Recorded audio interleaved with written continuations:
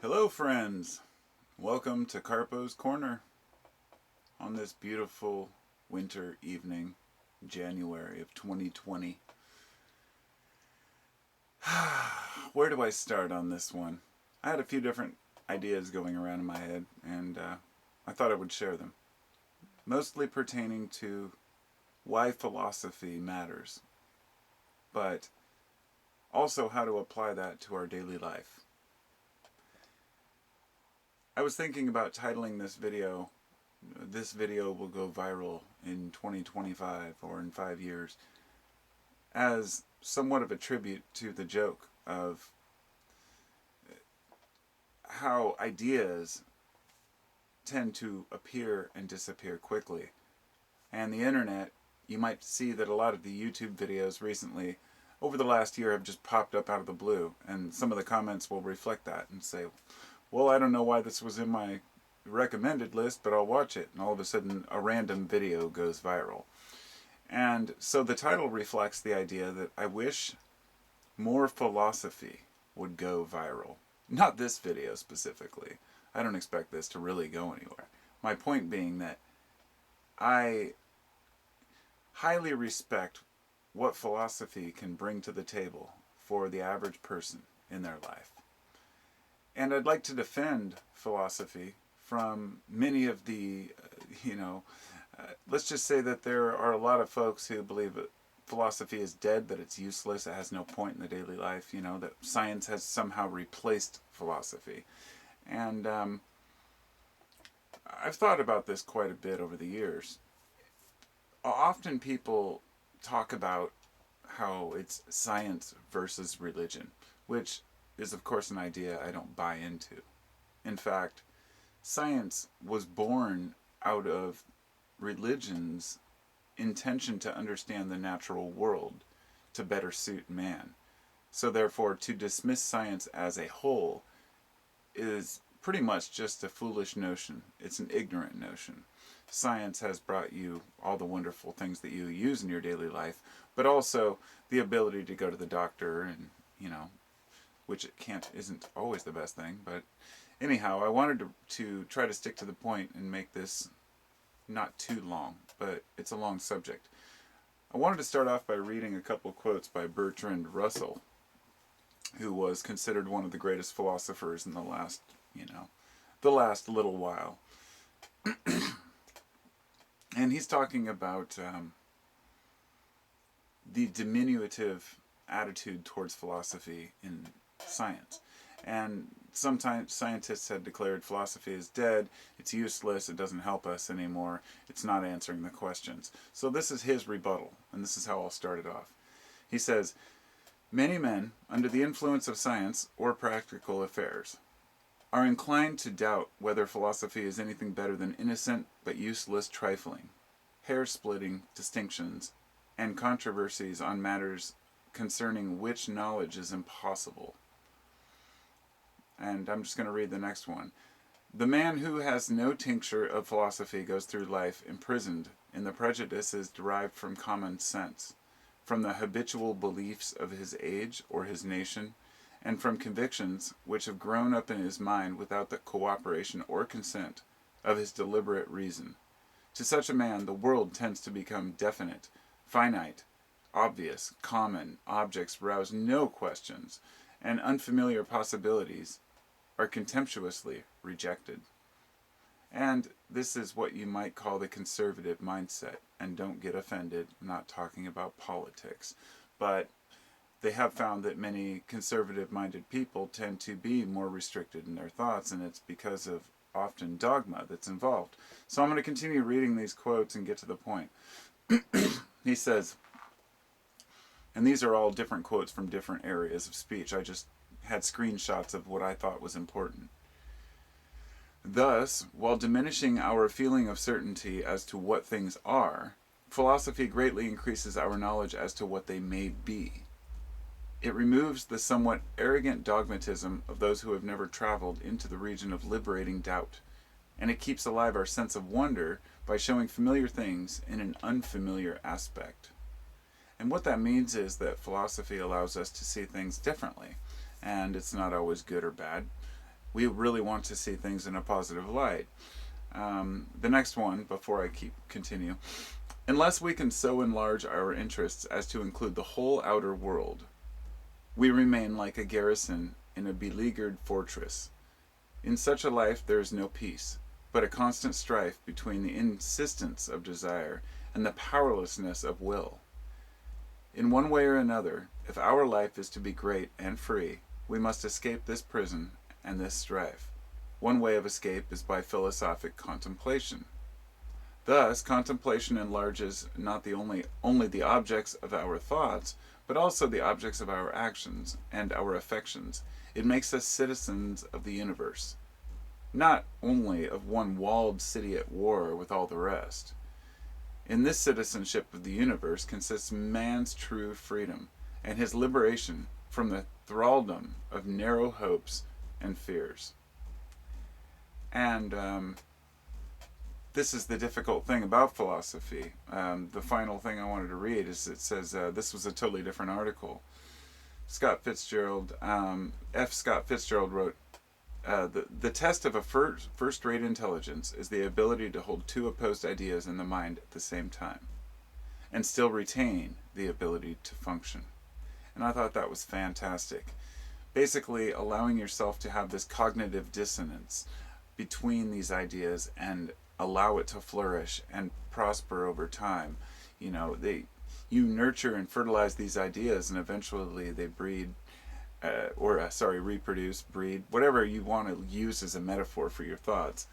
The final thing I had was actually about arguments with people, so it really doesn't matter. It's talking about arguments and counter-arguments, but I got through the main points that I wanted to cover from Bertrand Russell. And the reason why I'm speaking about philosophers today is because I'm going to mention a couple different ones. You know, there's also Seneca and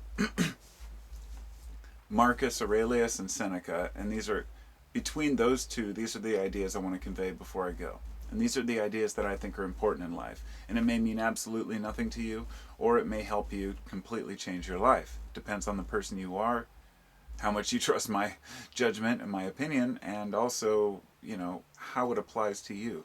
Because every path is unique. And these ideas, though, are universal.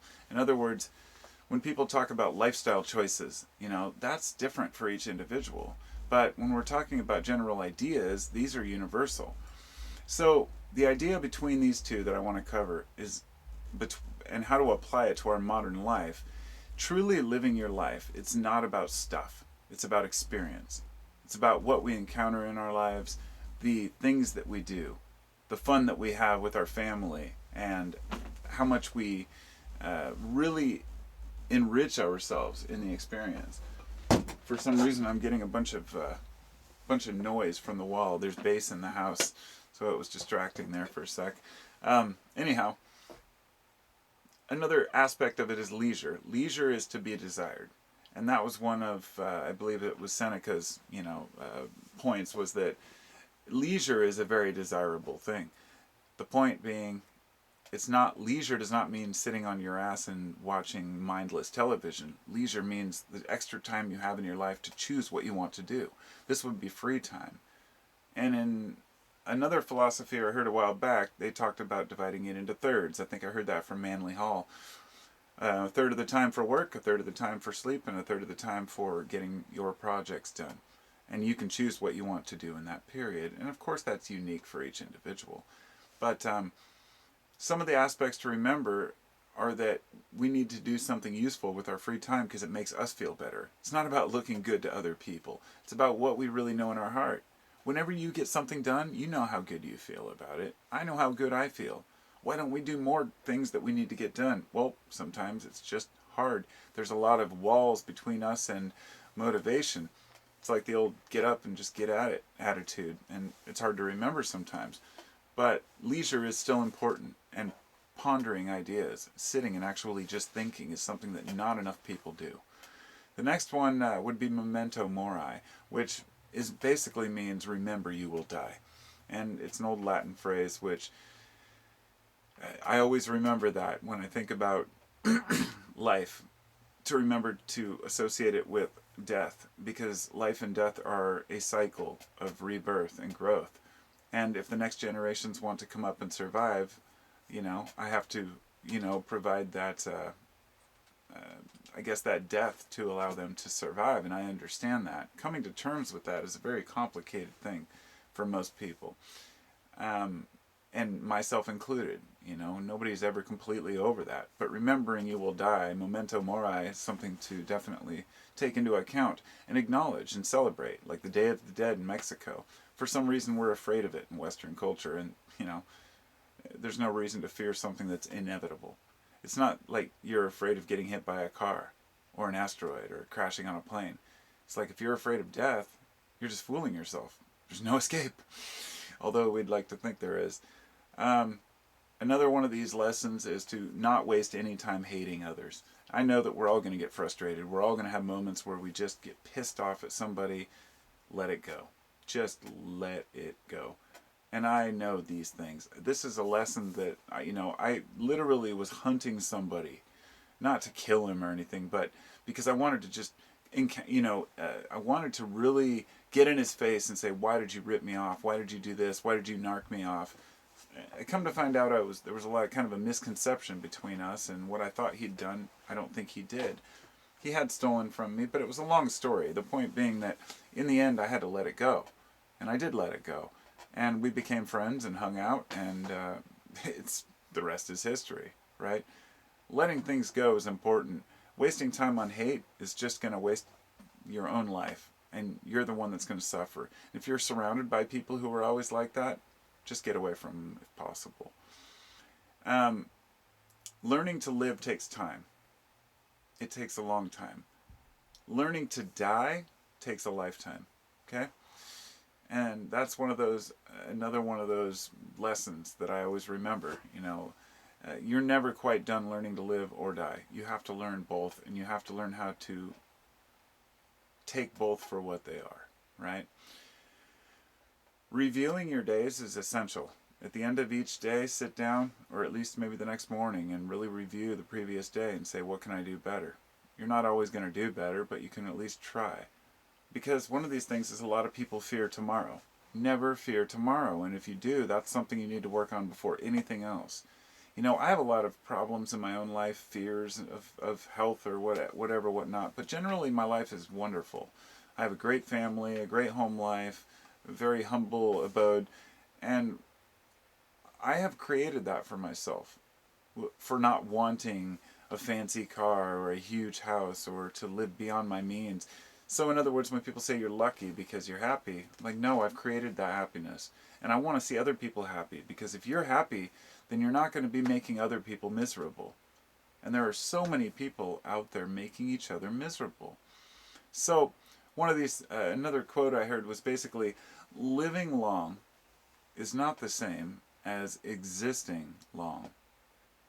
And so if you're spending your life sacrificing fun and sacrificing good food because you want to live as long as possible, a lot of us want to live to be 100 or more, but you know what? You're sacrificing. It's not live fast, die young. It's live happily, die whenever. And so that's all I'm going to say about death, because for a lot of people it's quite depressing, but those were some of the main points to remember that I thought were super crucial. And so sometimes it takes a crisis to see the shortness of life, and sometimes it takes a crisis to come together with other people. And I think this is why we're at such an impasse in society right now, especially in the West, where we're in complete division, more than we've ever been. And I'd like to say, it's always been this way through history, but it hasn't. Things are actually changing quickly, and there's a lot more division through propaganda than there ever has been before. The internet has made it much quicker. Everything falls apart much faster. And it worries me to an extent, but not an actual physical worry, but more like almost kind of reveling in it. Like, look at what society's doing to itself. What we have to remember is that the moment is fleeting. And we tend to forget that the now is the most crucial point. And this is really the root philosophy of Marcus Aurelius and Seneca, was at least Seneca for the most part. And I'm not a huge philosophy buff for the specific philosophers, But I gotta say, you have to learn what the other philosophers have spent their lives researching and thinking about in order to pull out the parts that work for you and say no to some of the bullshit and to put together your own philosophy of life. It'll make it richer, it'll make you happier, it'll make your family and friends happier. Everyone around you will be more content if you're not a complete douchebag who knows nothing about the world. Pardon me. So the moment is fleeting, and leisure is not the same as preoccupation. So what we've got to be doing is at least educating others or ourselves, or doing something with our time, whatever it might be, creating art, doing something inspiring, not because others tell us to, but because we know it's what's right. We are totally distracted by technology, and that's the point of why we have to apply this to our modern life. But at the same time, this technology can bring us amazing art programs, and we can read books, and who knows what we're doing on our computers or our phones, right? It's up to us. So, one thing I'd like to add is that when scientists, before I close here, when scientists say philosophy is dead, when a company decides to put out a product, they don't just go out and say, let's manufacture this product. They hire a research consultant that goes out, they ask questions, they figure out whether this is something people are going to use and need. That's because they know they'll lose their ass if they go out and make a product that nobody wants, or that is dangerous or harms people. When it comes to science, we do not follow the same protocol. We will create anything just because we can. And this isn't a hate on science, but this is the aspect of science that I'd like to poke at. This is why it's not a battle between religion and science. It's really religion, science, and philosophy as a three-pronged approach to life. And I don't mean religion as dogma. And I don't want to get into that here because I don't want to offend anyone in a video that's generally about philosophy. But I have my own views on religion. I think it's highly damaging in a lot of ways. But I've also seen the benefit it can do for small communities or large communities that decide to apply it to their lives to help others and help themselves to make it through this crazy thing we call life without completely going insane, but without instilling their views on others. As soon as your views on life, your beliefs, interfere with how others live, that's when it becomes a problem. So, philosophy, in a sense, this is why it's kind of hated by both, not just science, but religion, is because philosophy shakes your confidence in what you think you believe. It makes you question everything about yourself, the universe, and the world. And it's your research group, if you will, to whether these scientific things are even worth creating. So philosophy allows us to not ask, how can we do something? Or how fast can we do something? Or when should we do it? But why should we do it? Or, is it worth doing? And I only say this because we're always advancing technology. But, the money we put into these quantum computers, these, amazing... I'm not even going to go into the details of the billions that are spent trying to get to Mars and elsewhere, but we have so much we could do here at home. And we're so distracted by the outside because we're young, we don't know better. And I'm hoping that over time, future generations can mend this if we survive. But we'll see. The idea of philosophy is to banish dogmatism also, which is dogma is just belief without, any proof and not listening to anybody's opinion. Dogmatism is what's killing us, if you will. It applies to not just religion, but also scientific beliefs, philosophical beliefs, political beliefs. All these things are affected by dogmatism. And so, in my final few minutes here, science is how we do things. The philosophy is why should we do things. But the idea is that philosophy originally was called natural sciences. Philosophy was originally the study of nature to understand science better. Science came out of philosophy, philosophy came out of science, they both came out of religion. The science of clear thought, that's what philosophy is. The science of clear thought to allow us to see things on a clearer level, understand the world better around us, and hopefully not destroy ourselves and each other before we can find a utopia, or at least a decent future, where people can live with a decent amount of respect for one another. I'm not a fool, and I don't see a utopian world where everybody is totally happy and content all the time, laying in their hammocks under the beautiful sun. The reality is the future looks grim for everyone, because we all die. Memento mori. Remember that, and therefore we can treat each other with a little respect, knowing that our egos aren't worth the destruction of someone else's lives, you know. Hopefully this, for what it's worth, helps someone in some way. Letting go of other people's bullshit, other people's thoughts, philosophy helps us do that. It helps us to ask ourselves, why do I care about this person's opinion? Or why should I care about this event or what's going on? And you find out that two things. A, that you don't have to participate in that which you don't want to quite often. Sometimes you do. And B, sometimes you are obligated as a citizen to participate. So when I speak up about big issues, it's because my philosophy has told me that I have to. If I even have a couple hundred people viewing a video and I can talk about something that I think is important in the world, I feel like I have to. I know you don't want to hear about politics and all the bullshit and wars, which is why I don't talk about it all the time. But it affects us all because we have empathy for one another, whether we want to admit it or not. So, just if you could do anything, give somebody a break. Regardless of whether they're left or right, whether they're, a believer or an atheist, just give somebody a break and have a conversation for the sake of understanding a person's point of view. And it'll improve your philosophy drastically, I promise. Thanks for listening.